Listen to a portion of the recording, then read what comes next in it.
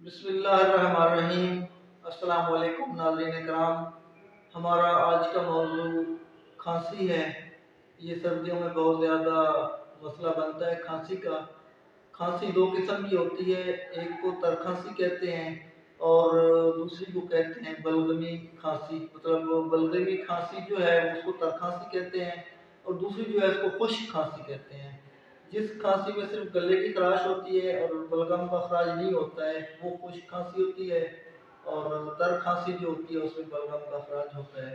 तो हम आपको दोनों खांसियों के लिए एक नुस्खा बताएंगे जिसमें जो है दोनों खांसियों का इलाज मौजूद होगा। इसके साथ साथ आपको परहेज और इलाज भी इसको बताते हैं। तो सबसे पहले बताते हैं कि परहेज में आपने क्या क्या चीज़ करनी है। जब खांसी लगी हो तो उस वक्त गला भी खराब होता है, तो आपने जो है ठंडी चीज़ों का इस्तेमाल नहीं करना है।